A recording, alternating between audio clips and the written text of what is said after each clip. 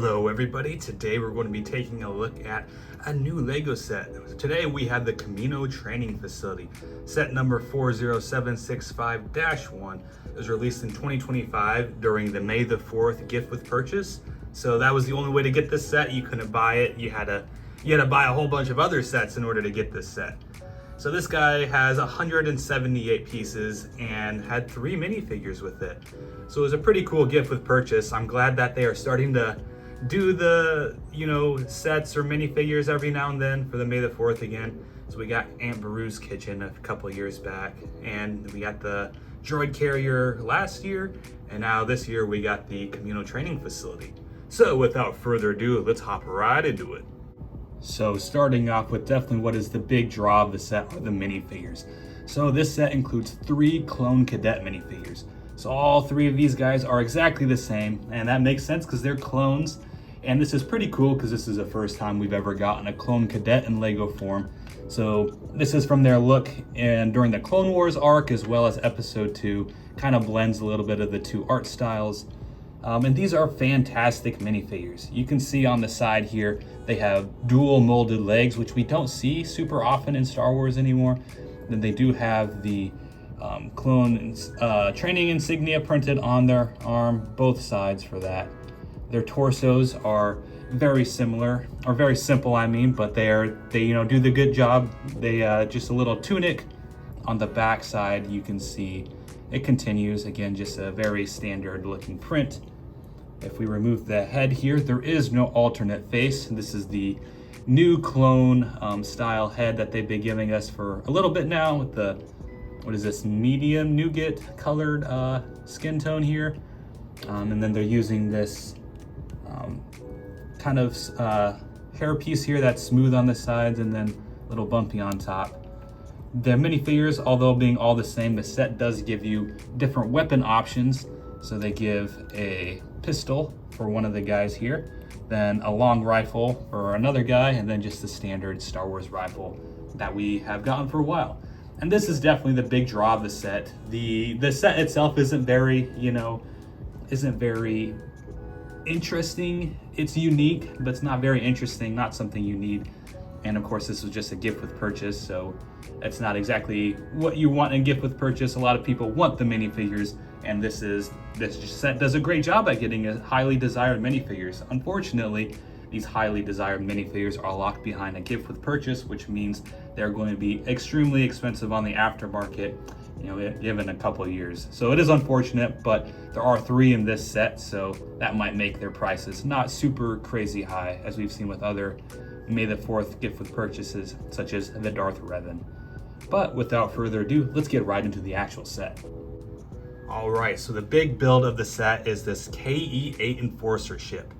I have seen the Clone Wars several times throughout my life, and I had no idea what this ship was. You see it a couple times in the back of one of the Kamino arcs. You may see it in episode 2. Honestly, I don't think so. I don't remember.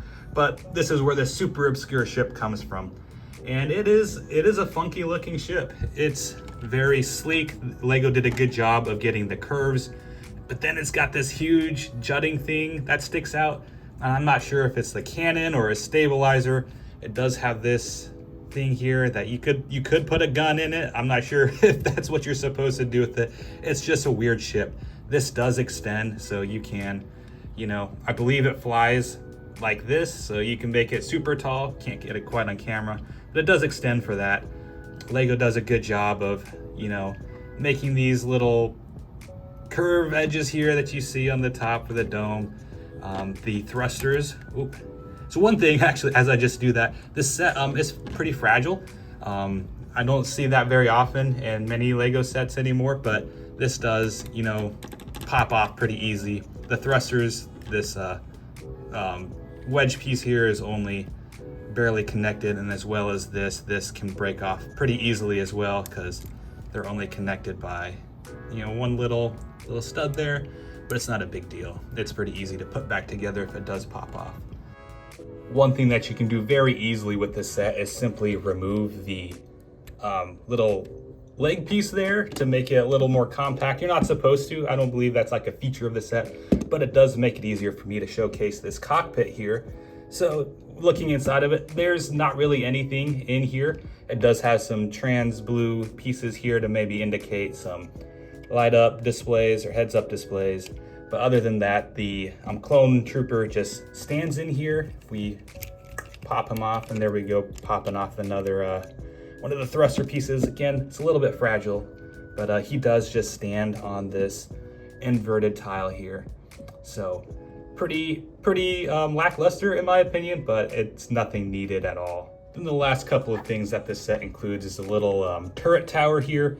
This thing can spin, and while the clones are training, this thing shooting at it with stun guns.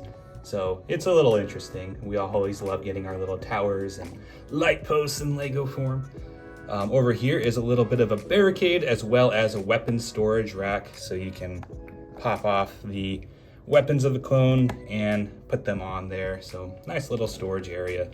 You can include one additional one, and it's just very simple looking barricade for the clone troopers to duck behind cover as they are training. So pretty good little spread of terrain as well as vehicles for this gift with purchase set. So all in all, after taking a look at this set, let's give it a little bit of a ranking. Let's give it anywhere between an A+ to an F. So on this scale that I'm just coming up with on the spot right now, I think I'd give it let's say a B, because it is pretty decent. It's a gift with purchase. It's not supposed to be fancy. It's just supposed to be something thrown in there for you buying other Lego sets. So I give it a B because it's pretty decent. You get a good spread of minifigures here. The ship here is an obscure little ship. I wish it was maybe built a little bit better so it wasn't as fragile. But the side pieces here, while nothing super exciting, are a nice addition. And I think I knock it down from like an A tier set to a B because the minifigures are highly desired. These guys, obviously clones, are super desired by Star Wars fans.